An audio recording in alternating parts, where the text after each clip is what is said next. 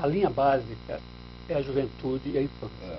Então, para você conhecer, por exemplo, a infância de uma pessoa, seria bom você conhecer onde ele morou, se existe a casa, né? Onde ele viveu, qual é o ambiente dele ali. Porque é muito diferente, por exemplo, um menino de rio, que mora ao lado de um rio, do que um menino do sertão que não tem um rio. Por exemplo, eu me identifiquei muito com Gonzaga porque eu fui menino de rio. Eu aprendi a nadar no rio, eu pescava no rio.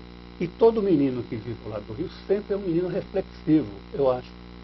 Essa coisa? Essa coisa. Porque não tem coisa melhor do mundo de você pegar uma vara de pescar, 2 laranjas para você chupar na beira do rio e ficar lá 3, 4 horas fugindo de casa para não ficar naquele ambiente escondido ali debaixo do ar, esperando o peixe e pensando na vida. Então, e no caso aqui do Luiz Gonzaga, por exemplo, por onde você andou? Você foi lá em Exu? Fui em Exu. Aí fui em Exu, fui na fazenda. Na época dele devia ser o quê? Um lugarejo, como é hoje, não cresceu muito. Não cresceu, não uma novidade que tem lá, depois que ele fez sucesso, que é o Museu Asa Branca, que ele criou com o próprio dinheiro dele, e que, infelizmente, eu fui lá no ano passado, assim, um pouquinho decadente, porque os poderes públicos não estão tomando conta. Mas eu fui também na fazenda Caiçara, que é 12 quilômetros de Exu, foi onde ele realmente nasceu. Ele nasceu na fazenda Caiçara. É uma fazenda de um grande fazendeiro da família Alencar, né?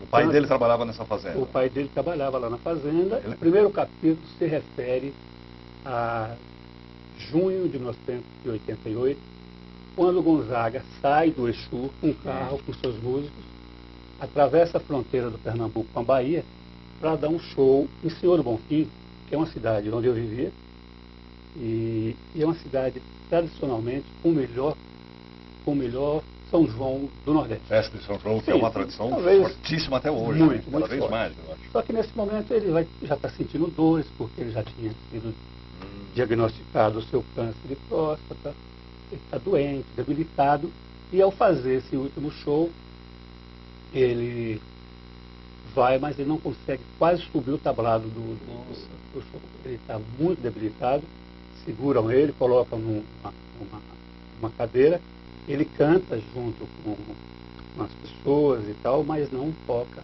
acho que pela primeira vez, a sua sanfona. Aí depois do término desse capítulo, aí eu vou lá para Exu, fazendo a Caiçara. Faz um flashback. E aí, depois desse flashback... Uma estrutura meio cinematográfica, Rodivaldo.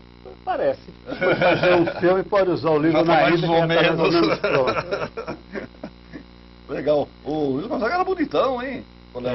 Muito beleza. Namorador, né? Cheio de namorada. Ele criou muito problema por isso. Né? Então eu acho que esse livro tem uma ajuda muito grande na personalidade. Ele entende que um cara como Gonzaga, que nasceu lá nos afundós do mundo, no sertão nordestino, no sertão pernambucano, pobre, paupérrimo, pai analfabeto, mãe analfabeta. O pai estava vendo aquele que consertava sanfona? O pai dele trabalhava na roça durante o dia e à noite consertava os foles, né? E ele vivia disso. E foi aí que ele começou a ver o pai tocar, porque o pai também tocava. Tinha sempre uma sanfona por ali, porque ele estava consertando. E ele ficou ouvindo as suas músicas ali e tal, e foi. A mãe não queria, que achava que sanfoneiro era uma desgraça. Naquela época, não imagina, né? Não trazia dinheiro para casa. Jogar bola, cantar. Mas aí ele foi aprendendo os primeiros acordes com aquela sanfoninha 8 baixos, né? E aí começou, inclusive, a tocar em bailes, substituindo o pai, ganhando um dinheirinho e tal, e namorando muito, porque ele ia para os bailes, ficava lá. Essa é a atração, né? Aí pegava o artista, artista e tal.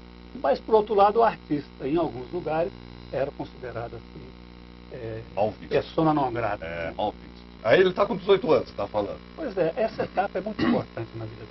Ele chega em Fortaleza, não sabia fazer nada, 18 anos incompletos, mas na viagem de trem, o chefe do trem diz assim: rapaz, o exército está precisando de gente aí. Eu vi uma foto dele aqui, onde é que tá? Isso nós estamos falando em 1930, julho de 1930. Em julho de 1930 já existia uma grande ebulição na política nordestina. Uma movimentação, porque tinham matado o vice-presidente, que foi candidato com Getúlio, o João Pessoa. O exército só admitia quem tinha 21. Aí ele inventa e diz que tem 21. Então ele vai entrar no exército, fica orgulhoso da primeira farda, vocês estão vendo aí ele na primeira farda, né? Só mesmo com legenda para a gente identificar que é o Luiz Gonzaga aqui, com essa farda. Né?